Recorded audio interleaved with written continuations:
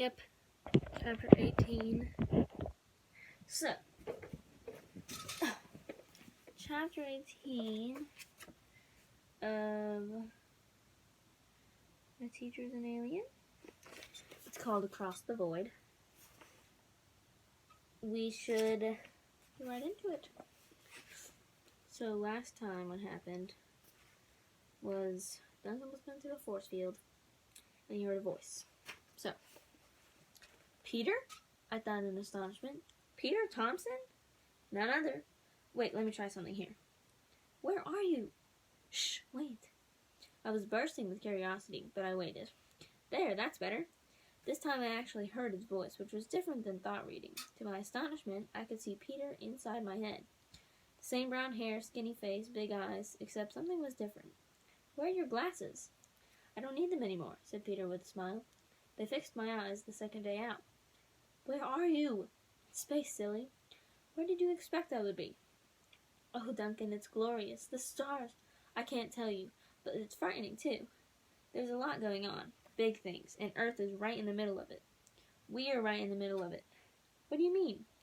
The Interplanetary Council, that's sort of a galaxy-wide United Nations, is trying to figure out what to do about us. We've got their tails in a tizzy because our planet is so weird. From what Broxholm has told me... Wait, I thought. Tell me about Broxholm. Is he treating you all right? Well, that's kind of weird too, said Peter. I'm never quite sure what's going on with him. But listen, I've got to tell you this stuff first, because I'm not sure how long I can stay on, and you have to get word out to somebody. Here's the deal. The aliens are having a big debate among themselves about how to handle the Earth. And I don't mean just Broxholm's gang. We're talking about hundreds of different planets here. As near as I can make out, they've narrowed it down to 4 basic approaches. One group wants to take over the Earth. One group wants to leave us on our own. One group wants to blow the planet to smithereens, and one group wants to set up a blockade. What? Peter looked grim. They say it's for the sake of the rest of the galaxy. They seem to find us pretty scary, Duncan. I don't get it. Don't ask me to explain how an alien's mind works, said Peter, sounding a little cranky. As far as I can make out, they think there's something wrong with us. Well, 2 things, actually. The first is the way we handle things down there. That's why they've been sending in people like Broxholm. They're supposed to study us and figure out why we act the way we do. So Broxholm was some kind of anthropologist from space studying the whole human race like it was a tribe in the jungle. You could put it that way. Anyway, the other thing that has them concerned is how smart we could be if we ever got our act together. Broxholm actually seems jealous. Every once in a while, he goes on about the human brain being the most underused tool in the galaxy. I get the impression they're afraid that if we learn to use our full intelligence before we get civilized, we're civilized. Not by their standards. Anyway, they're afraid... Uh-oh, someone's coming. I gotta go, Duncan. Wait!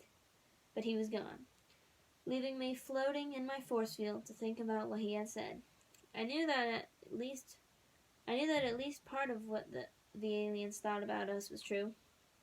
My own growing brain power had proved that we had the possibility of being a lot more intelligent than we act. I was beginning to understand that everything I had ever experienced was stored inside my brain. That's why I knew words like synapse and anthropologist. Actually, I think it's synapse. Because plural, it would be synapses, not synapses. Like a synaptic knob, which is part of a neuron. Anyways, and anthropologists. They didn't come out of nowhere. I had heard them somewhere in the past. So they were in my brain. But until I had gotten my brain fried, I couldn't use them because of some reason. Because for some reason, I couldn't get at them. Were we all like that, filled with information we weren't using? Why couldn't we use it? Were we like computers with faulty disk drives or something? The second question was even more frightening. What would we do with all that intelligence if we ever did unleash it? Would we use it to make things better, Or would we just do the kinds of things we're doing right now, only faster?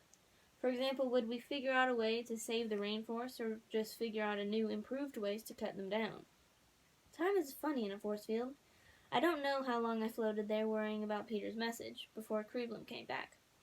It could have been 2 hours or 2 weeks for all I knew, though considering how urgent she seems to think things were, 2 hours was probably more likely. "All right, Duncan," she said cheerfully. It's time you started to repay me for those brain enhancements you've received. Let's see if we can get this communication system to work." For a moment I was terrified that she would read my mind and find out that Peter had contacted me. But as it turned out, she was too involved in her own project to worry about what was going on inside my head right then. She started by sitting on the floor. Well, that's not really accurate. She didn't sit so much as she made her legs shrink, or maybe she pulled them up inside of her. Anyway, she didn't bother with a chair. Once she was down, she put a little box between her feet and started to fiddle with some dials on the front of it. I felt a tingle in my brain. Cleveland looked up. "That doesn't hurt, does it?" she asked. "It's scary," I thought at her. "Most new experiences are," she replied, flipping her nose.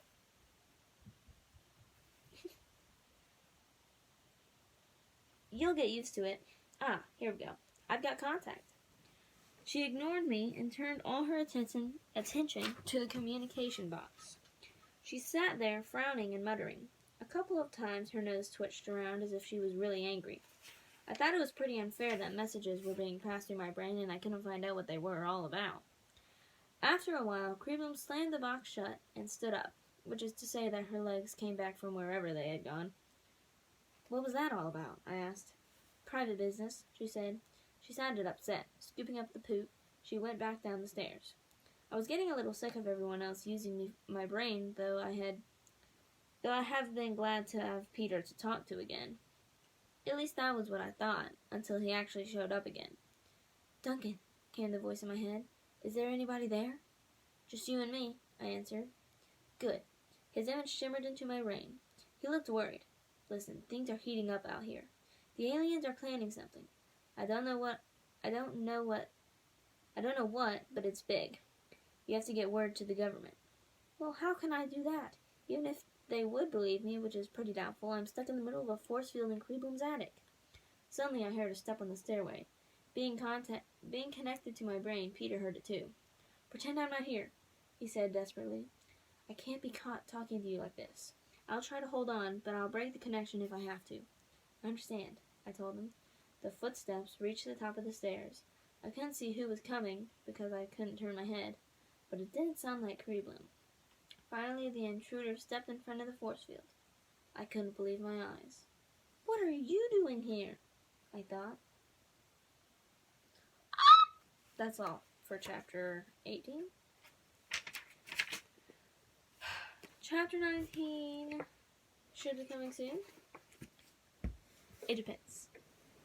Oh, also, I see you guys' comments about what book I should do next, and you say my teacher glows in the dark, but obviously I'm gonna do that one because I can't just read 2 books of the series.